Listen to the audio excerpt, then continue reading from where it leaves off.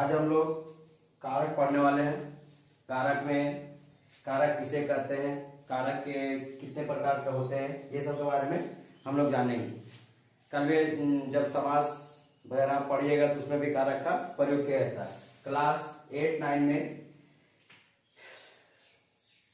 Class 9, 10, 8 सबके लिए ये है कारक। ठीक है, कारक किसे कहते हैं? कारक संज्ञा या सर्वनाम को, संज्ञा या सर्वनाम का वाक्य के अन्य पदों विशेषता क्रिया से संज्ञा या सर्वनाम के वाक्य के अन्य पदों विशेषता क्रिया से जो संबंध बनाता है उसे कारक कहते हैं। संज्ञा या सर्वनाम के वाक्य के अन्य पदों से जो संबंध बनाता है उसे हम लोग क्या कहते हैं? कारक कहते हैं। जैसे राम ने रावण को बाण से मारा। राम ने रावण को बाण से मारा। किससे मारा? बाण से मारा। ठीक है ना। किसने मारा? तो राम ने। किसको मारा? रावण को। किससे मारा? तो बाण से मारा। ठीक है। बोला कि इस वाक्य में राम क्रिया मारा का कर्ता का काम कर रहा है। राम जो है मारने का काम माने कर्ता का काम कर रहा है। किसने मारा? तो राम ने मारा। किसको मारा? रावण को मारा। किससे मारा? तो बाण से मारा। ठीक है। रावण इस मारण क्रिया का कर्म है। बाण से यह क्रिया संपन्न की गई है। किससे की गई है? बाण से की गई। बोला राम ने रावण को बाण से मारा। तो कैसे मारा? पहले कर्ता क्या है कि किसने मारा? तो राम ने मारा। ठीक है, इसका कर्ता बन गया राम है। रावण किसको मारा? तो रावण को मारा गया। किसको मारा गया है? तो रावण को मारा गया है। और ये किससे मारा गया है? तो बाण से यह क्रिया संपन्न की गई, मतलब बाण से मारा गया। बोल रहा कि हिंदी में साधन उसका क्या था? मारने का जो साधन था वो किससे था? बाण से था। किससे था? बाण से था। अब हिंदी में कारकों की संख्या 8 मानी गई है। हिंदी में कारकों की संख्या कितनी मानी गई है? 8 मानी गई है। कैसे कैसे, चलो हम लोग देखते हैं। बोला कि कारक और कारक चिन्ह कैसे हम पकड़ेंगे। ठीक है, कारक और कारक चिन्ह में हम लोग कैसे पकड़ेंगे। बोला कर्ता ने, हम जैसे जैसे हम बोलेंगे वैसे वैसे आप लोग भी बोलिएगा, वीडियो देखिएगा तो। कर्ता ने कर्म को, कर्ता ने कर्म को, कर्ता ने कर्म को, तो दो को पकड़ के लेके चलेंगे। कर्ता ने कर्म को करण से के द्वारा। ठीक है, जैसे यहाँ पे बोलोगे ना किसके द्वारा मारा गया, साधन क्या था? तो बाण था। ठीक है, तो यहाँ पर कर्ता ने कर्म को करण से के द्वारा, करण से के द्वारा संप्रदान को के लिए, संप्रदान को के लिए, फिर से बोलते हैं कर्ता ने कर्म को करण से के द्वारा, कर्ता ने कर्म को करण से के द्वारा संप्रदान के लिए, संप्रदान को के लिए अपादान से, अपादान मतलब अलगाव का भाव, अलगाव का भाव। अभी हम सब का एक एक करके परिभाषा को लिखेंगे और पढ़ेंगे और उसका उदाहरण को समझेंगे। अपादान से संबंध का की के रा री रे ना नी ने, संबंध में, संबंध कारक में क्या हो जाएगा कि अपादान से संबंध का की के, संबंध में का की के रा री रे ना नी ने अधिकरण में पर, अधिकरण में पर संबोधन ए हे अरे ओ, संबोधन हे ए अरे ओ।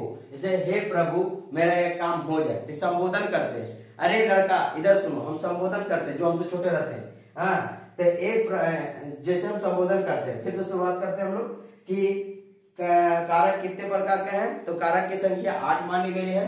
पहले स्टार्ट में क्या था? कर्ता ने कर्म को करण से के द्वारा, उसका संप्रदान के को लिए, संप्रदान के को लिए अपादान से, अपादान से संबंध का की के रा री रे ना नी ने, कर्ता ने कर्म को करण से के द्वारा संप्रदान के लिए, अपादान से संबंध का की के रा री रे ना नी ने, संबंध को 3 बार, का की के रा री रे ना नी ने, उसका अधिकरण में पर, संबोधन में हे अरे प्रभु, हे अरे, हे अरे ए ओ इसका हम लोग संकेत करेंगे। तो बार बार इसको आप 2 से 3 बार रिपीट करिएगा, आराम से याद हो जाएगा। आप एक एक करके हम सबका परिभाषा लिखेंगे और सबका उदाहरण, ताकि आपको समझ में आए, तब तक उतार सकते हैं।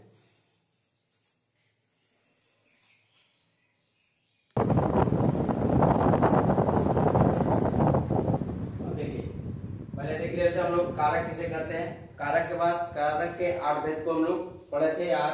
कारक की संख्या 8 थी, उसको पढ़े थे। कर्ता ने कर्म को करण से संप्रदान के लिए, है ना, अपादान से संबोधन संबंध का के ना नी ने रा री रे अधिकरण में पर संबोधन हो। अरे ए ओ होता ना। आप पढ़ते हैं कि कर्ता कारक किसे कहते हैं, कर्म कारक किसे कहते हैं, सबका परिभाषा और एक एक उदाहरण हम लोग देखते जाते हैं। बोला जिस शब्द से काम करने वाला का बोध हो, काम करने वाला का बोध हो उसे कर्ता कारक कहते हैं। जो काम करने वाला का बोध होता है, जिस शब्द से काम करने वाला का बोध, काम करने वाला का बोध होता है उसे कर्ता कारक कहते हैं। इसमें कभी कभी ने विभक्ति लगती है और कभी कभी नहीं लगती है। देखिए इसमें कर्ता ने, सबसे पहले लोग क्या पढ़ते हैं, कर्ता ने ओ अरे हे वो सब शब्द जो लगता है वो विभक्ति कहलाता है। ठीक है, जैसे हम लोग पढ़े थे पहले कर्ता ने कर्म को, तो कर्ता ने ये विभक्ति है, कर्म को ये भी विभक्ति है, तो ये सब विभक्ति होता है। तो इसमें कभी कभी ने विभक्ति लगती है और कभी कभी नहीं लगती है। जैसे मोहन जाता है, मोहन जाता है, इसमें विभक्ति देखिए नहीं लगा, मोहन जाता है। उसके बाद दूसरा नंबर, मोहन ने पुस्तक पढ़ी। किसने पुस्तक पढ़ी, तो मोहन ने पढ़ी। किसने पढ़ी, मोहन ने पुस्तक पढ़ी। उसके बाद आता है कि एक कर्ता कारक हो गया जिस शब्द में काम करने वाला का बोध होता है। किसका बोलता है, काम करने वाला का बोध होता है, उसे कर्ता कारक कहते हैं। इसमें कभी कभी ने विभक्ति लगती है और कभी कभी नहीं लगती है। जैसे मोहन जाता है, मोहन ने पुस्तक पढ़ी है, क्या लगा इसमें विभक्ति लग गया, मोहन ने पुस्तक पढ़ी है। कौन पुस्तक पढ़ी है, तो मोहन ने पढ़ी है। अब बोल रहा कर्म कारक किसे कहते हैं, कर्म कारक क्रिया के कर्म को प्रकट करने वाला शब्द, क्रिया के कर्म को प्रकट करने वाला शब्द कर्म कारक कहलाता है, कर्म कारक कहलाता है। जैसे क्रिया के कर्म को प्रकट करने वाला शब्द कर्म कारक कहलाता है। जैसे सोहन पुस्तक पढ़ता है, सोहन पुस्तक पढ़ता है। यहाँ पढ़ने का फल किस पर है, पुस्तक पर। यहाँ पढ़ने का फल किस पर है, तो पुस्तक पर है, पुस्तक पढ़ता है। मतलब कर्ता ने कर्म को, ठीक है ना, किसको पढ़ता है, तो पुस्तक को पढ़ता है।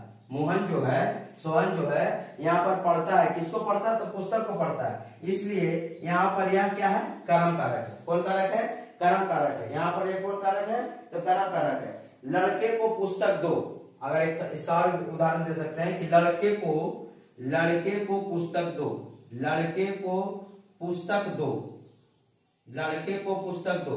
किसको दो, तो लड़के को दो, ठीक है ना, किसको दो, तो लड़के को दो। क्या दो, तो पुस्तक दो। तो यहाँ पर जो क्रिया के कर्म को प्रकट करने वाला, क्रिया के कर्म को प्रकट करने वाले को हम लोग कर्म कारक कहते हैं।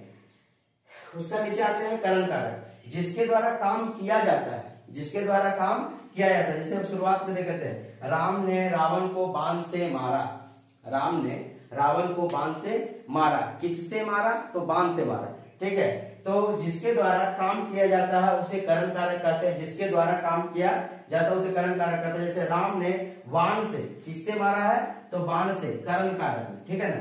क्रिया जिसके द्वारा काम किया जाता है उसे कर्म कारक कहते हैं। जैसे राम ने बाण से मारा, किसको मारा, रावण को मारा। क्लियर है, तो यहाँ पर ये कर्म कारक है। आप लोग इसको उतार सकते हैं या स्क्रीनशॉट ले सकते हैं।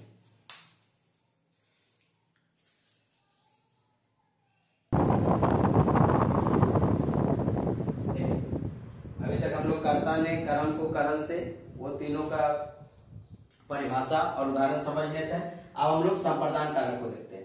संप्रदान कारक क्या होता है कि कर्ता ने कर्म को करण से संप्रदान के लिए, ठीक है ना, के लिए या को, संप्रदान को या के लिए, पूरा जिसके लिए काम किया जाता है। संप्रदान कारक किसे कहता है, अगर आपको लिखने बोले संप्रदान कारक कैसे, जिसके लिए काम किया जाता है उसे संप्रदान कारक कहते हैं। जिसके लिए काम किया जाता है उसे क्या कहते हैं, संप्रदान कारक कहते हैं। जैसे रमेश भिखारी को भीख देता है, ठीक है, रमेश जो भिखारी को भीख देता है, तो भिखारी को क्या देता है, भीख देता है। वह रोगी के लिए दवा लाता है, किसके लिए दवा लाता है, तो यहाँ पे बोल दिया है कि किसके लिए दवा लाता है, तो रोगी के लिए। किसके लिए, रोगी के लिए। अभी हम लोग पढ़े थे कर्ता ने कर्म को करण से, संप्रदान को के लिए, किसके लिए, तो रोगी के लिए दवा लाता है, उसे हम लोग संप्रदान कारक कहते हैं। काम किया जाता है, जिसके लिए काम किया जाता है उसे हम लोग संप्रदान कारक कहते हैं। अब उसका नीचे आते हैं अपादान कारक। अपादान कारक मतलब जो अलगाव का भाव हो, जो मतलब अलग हो जाए, जो क्या हो जाए, अलग हो जाए, अलगाव का भाव हो, उसे हम लोग संप्रदान अपादान कारक कहते हैं।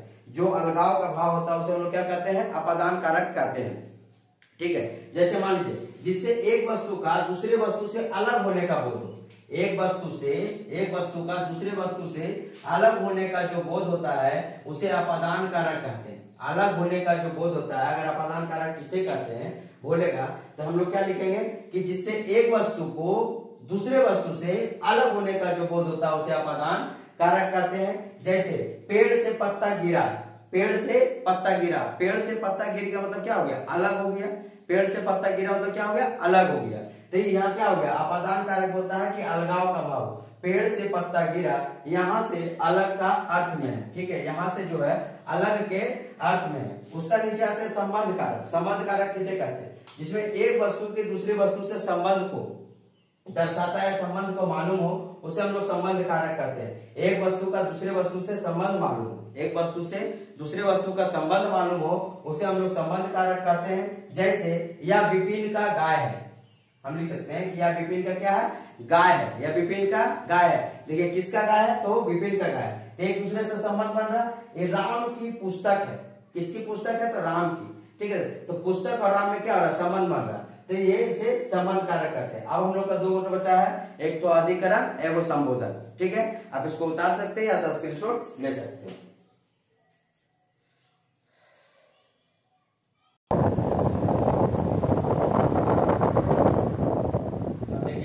अधिकरण कारक और संबोधन कारक दो बचा हुआ था, दो हम लोग कर लेते हैं। इसको परिभाषा सही,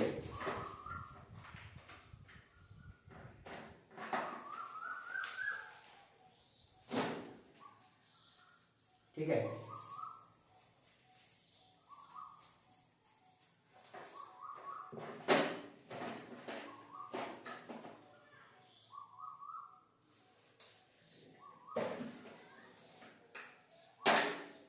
तो अब अधिकरण कारक किसे कहते हैं, अधिकरण कारक जिसके आधार पर कर्ता कोई कार्य करता है उसे अधिकरण कारक कहते हैं। जिसके आधार पर कर्ता कोई कार्य करता है, जिसके आधार पर कर्ता कोई कार्य करता है उसे अधिकरण कारक कहते हैं। जैसे लोटे में पानी है, हम लोग पढ़े अधिकरण में, जब विभक्तियां पढ़ रहे थे कारक चिन्ह को, तो उसमें हम पढ़े थे कि अधिकरण में या पर, अधिकरण में या पर। बोला कि लोटे में पानी है, लोटे में क्या है, पानी है। मेज पर पुस्तक है, मेज पर क्या है, पुस्तक है। जैसे देखिएगा मेज पर, ये कौन कारक है, तो अधिकरण कारक है। कौन कारक है, तो अधिकरण कारक है। बोला अधिकरण कारक जिसके आधार पर कर्ता कोई कार्य करता है, आधार पर, ठीक है, जिसके आधार पर कर्ता कोई कार्य करता है उसे अधिकरण कारक कहते हैं। जैसे लोटे में पानी है, मेज पर पुस्तक है। अब संबोधन कारक किसके कहते हैं, जिससे किसी को पुकारना या सचेत करना, जिससे किसी को पुकारना या तो सचेत करना उसे संबोधन कारक कहते हैं। जैसे उसे संबोधन कारक कहते हैं। जैसे हे राम मेरी रक्षा करो, हम पुकार रहे किसको, राम को, भगवान को पुकार रहे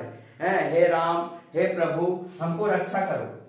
यहाँ संबोधन कारक की विभक्तियां हे और अरे है, जो कभी कभी प्रकट होती है, कभी कभी क्या रहती है, लुप्त रहती है। हे राम हमें रक्षा करो, अरे लड़का तुम यहाँ से भाग जाओ, मतलब कुछ लड़का मान लो कुछ गलत कर दे या तो खेलने में चोट वगैरह लगता है, अरे लड़का तुम यहाँ से भाग जाओ, मतलब हम उसको क्या कर रहे हैं, सचेत कर रहे हैं, सचेत कर रहे हैं, ठीक है। ये किसी को समझाना रहा है तो ये भी कर सकते हैं। तो हे राम मेरी रक्षा करो, संबोधन कारक की विभक्तियां है अरे है, जो कभी प्रकट होती है कभी क्या करती है, लुप्त भी रहती है। जैसे परमात्मा दया करो, यहाँ पर क्या देखिए लुप्त है, परमात्मा दया करो, हे परमात्मा मेरी दया, मुझ पर दया करो या मेरी रक्षा करो, तो यहाँ पर क्या है, लुप्त है। यही कारक था जितना हम लोग शुरुआत से लेकर के अभी तक पढ़ लिए उदाहरण सहित। आप इसको एक एक करके अच्छे से उतार के और इसको क्वेश्चन जितना भी बन सके आप बनाइएगा, अगर नहीं बने तो कमेंट में जरूर बताइएगा। फिर से एक बार हम लोग रिवाइज कर लेते हैं शुरुआत से। सबसे बड़ी बात है इसकी विभक्तियां को पकड़ना, अगर विभक्तियां आपको पकड़ में आ जाएगा तो आप आराम से इसको बना सकते हैं।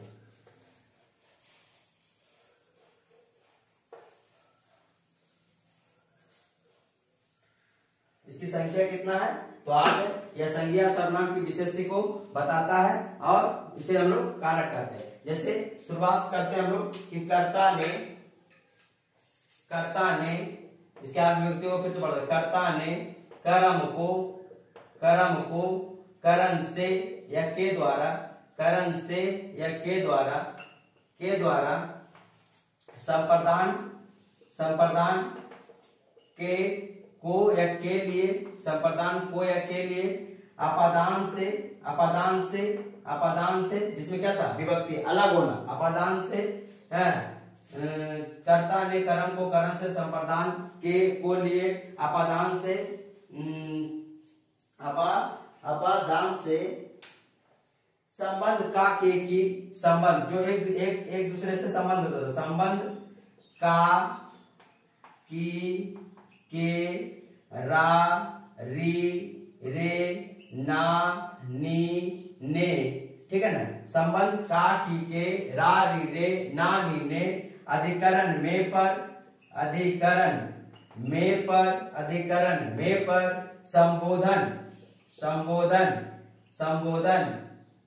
संबोधन हे अरे ओ, है ना, ऐसे संबोधन करते हैं,